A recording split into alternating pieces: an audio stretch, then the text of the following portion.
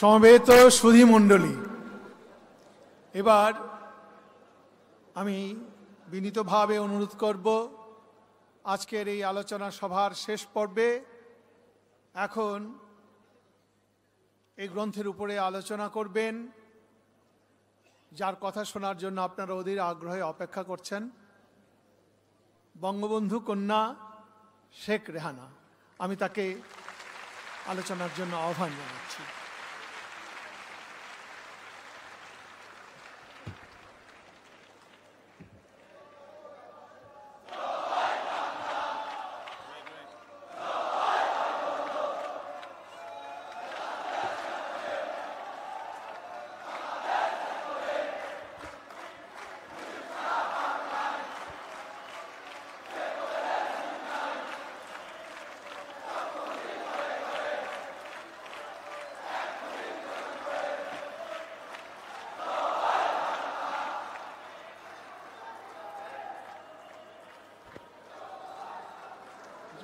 বাংলা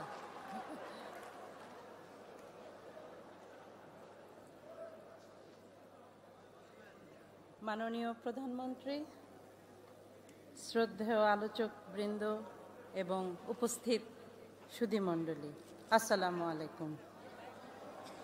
আমি এখানে বঙ্গবন্ধুর বইয়ের ভিতরে যা আছে তা নিয়ে আলোচনা করতে আসিনি, সেটা তো অন্য লোকে বলবে। আমি আমার বাবার কথা বলবো দু চারটে।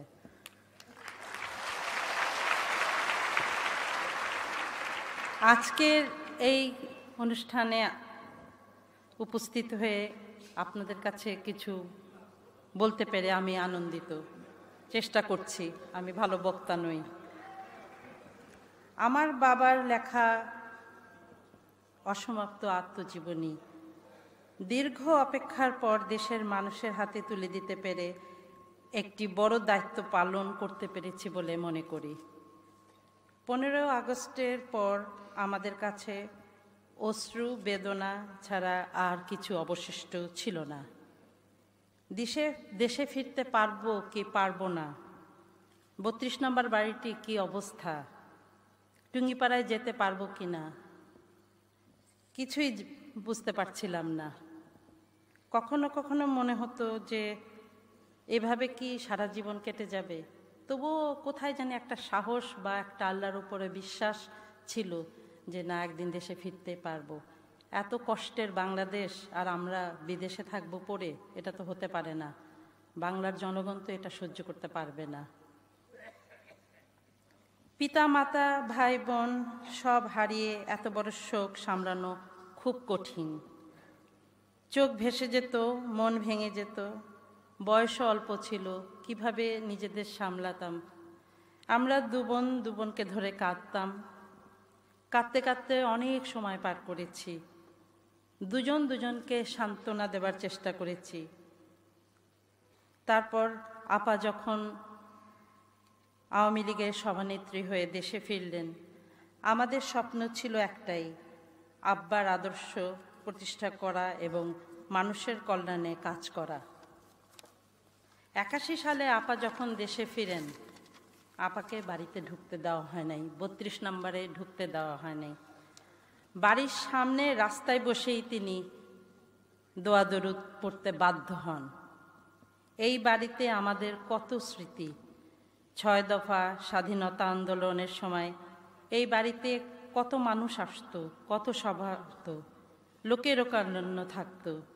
সেই বাড়ি আজ নির্জন, নিস্তব্ধ, শূন্যতায় ভরা।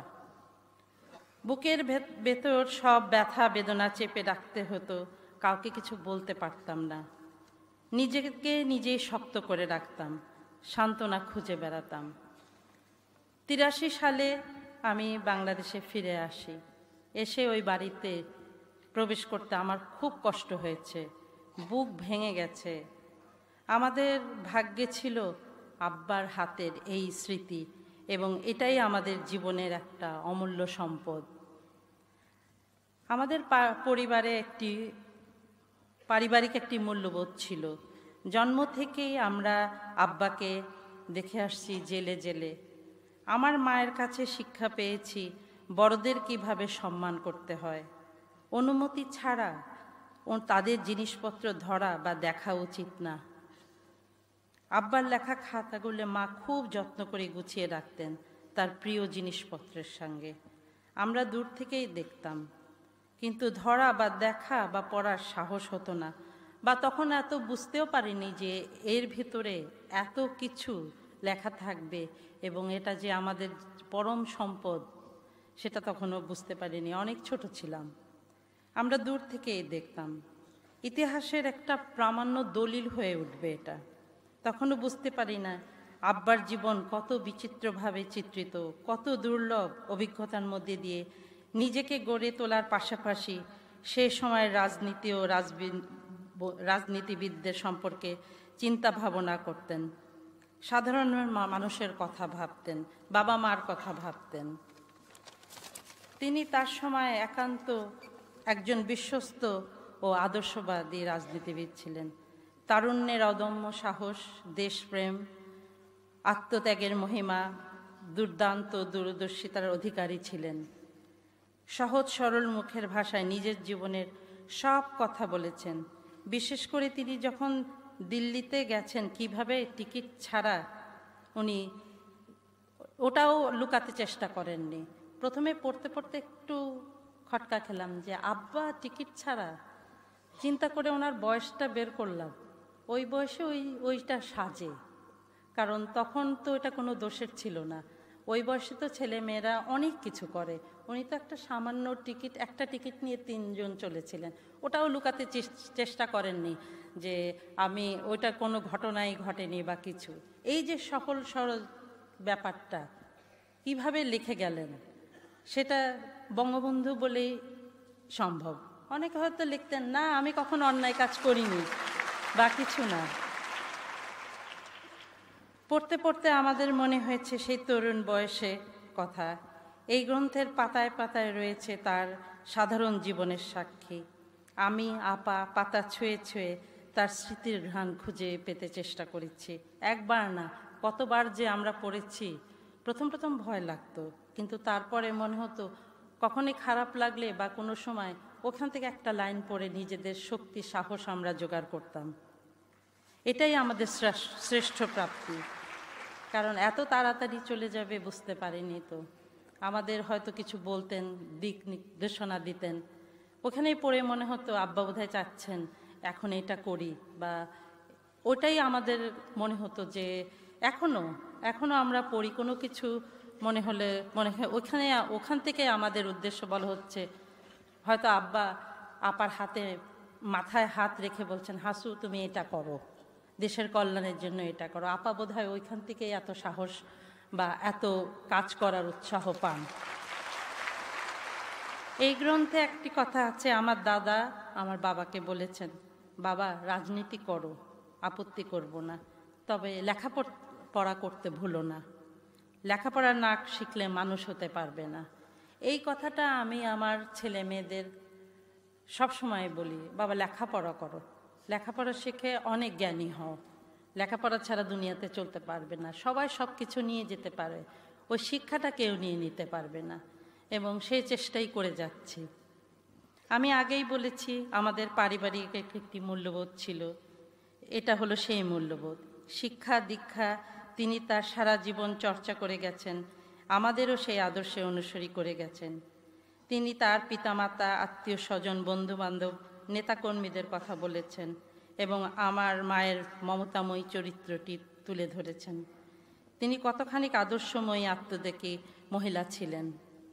এই আত্মজীবনী বাঙালি জাতির সংগ্রামী ইতিহাসের একটি শ্রেষ্ঠ অধ্যায় হয়ে থাকবে। এই ইতিহাস তরুণ প্রজন্মের কাছে শিক্ষণীয়, দেশপ্রেমের উজ্জ্বল শিক্ষা হয়ে থাকবে, সামনে চলার সাহস যোগাবে। আমি আশা করব এই আত্মজীবনী আপনারা পড়বেন, অন্যকে পড়তে সহযোগিতা করবেন, তাহলেই তার আত্মার শান্তি পাবে, তার প্রতি শ্রদ্ধা জানানো হবে। কেননা বাংলার মানুষ ছিল তার প্রিয়। তিনি এই বাঙালি জাতির একটি স্বাধীন দেশ দিয়ে গেছেন, এই দেশের কল্যাণের জন্য সারা জীবন আত্মত্যাগ করে গেছেন। খাতাগুলি হাতে নিয়ে মনে হয়েছে সাধারণ রুলটা না খাতা।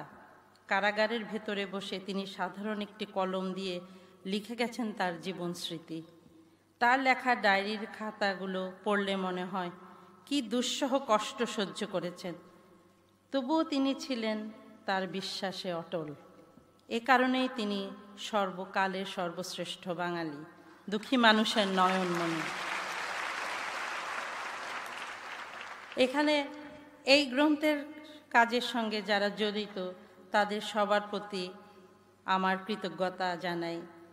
আব্বার লেখা অসমাপ্ত আত্মজীবনী প্রকাশের এই অনুষ্ঠানে এসে মনে হচ্ছে স্মৃতি বড় মধুর, স্মৃতি বড় বেদনার।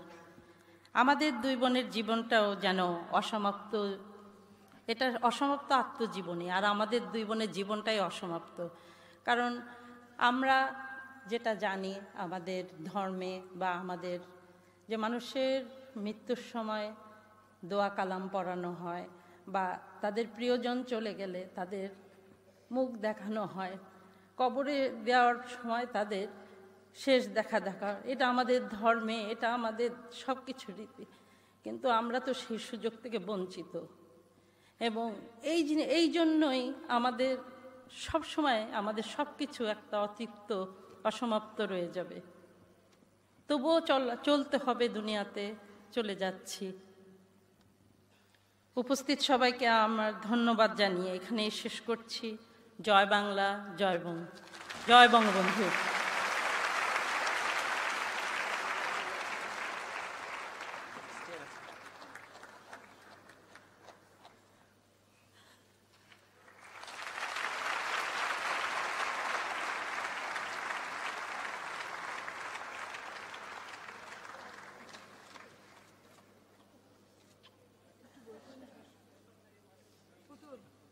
নিয়ে যাও।